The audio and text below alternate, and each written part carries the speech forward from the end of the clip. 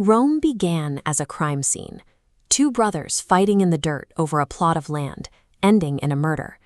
These are the twins, Romulus and Remus, and the prize they are fighting for is the future site of the Roman Empire. This fratricide established a ruthless precedent. From its first day, Roman civilization prioritized dominance over kin. To understand how they got to that wall, we have to look at the generations before them in the kingdom of Alba Longa. A paranoid king named Aemilius had stolen the throne, and he was desperate to erase his brother's bloodline. His niece, Rhea Silvia, was the true heir. To ensure she never produced a rival, Aemilius forced her to become a Vestal virgin, binding her to strict vows of chastity.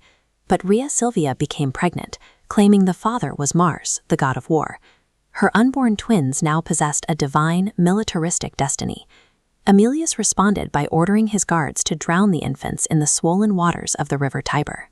From their very first breath, these future founders were thrust into a lethal political game, forced into a fight for survival against their own blood.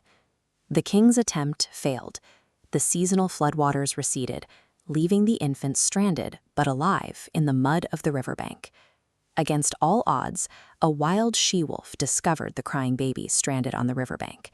Defying nature, the wolf suckled and protected the twins until a wandering shepherd named Faustulus discovered and adopted them. Being discarded by royalty and raised by the wilderness instilled a primal ruthlessness in the brothers, traits that would later define their empire. As adults, the twins discovered their royal lineage. They exacted bloody revenge on King Aemilius and restored their grandfather to the throne. But they refused to inherit an existing kingdom.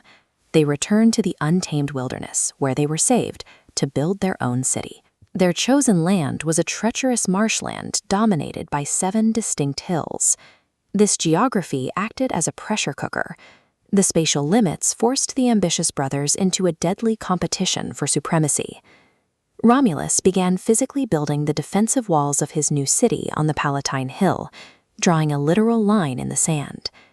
Remus mocked these defenses, leaping over the half-built wall in a public display of disrespect. Consumed by a sudden blinding fit of rage at this blatant disrespect, Romulus raised his weapon and struck his own brother down. The murder left Romulus as the sole architect of the city. In this moment, the demands of the state became more important than the ties of his own blood. With Remus dead, the new settlement was named Rome after its lone survivor. In 753 BC, Romulus crowned himself its first absolute king. To populate his hills, Romulus deliberately opened an asylum to attract outcasts, refugees, and fugitives to his walls. He secured the first generation of Roman citizens through the violent acquisition of the Sabine women, and organized his first 100 advisors into a senate. After ruling for 37 years, Romulus disappeared during a violent storm, allegedly leaving the Earth to join his father, Mars. The city was now a reality, built entirely on ruthless ambition. Romulus was only the first king, and the 6 who followed would push this dark legacy even further.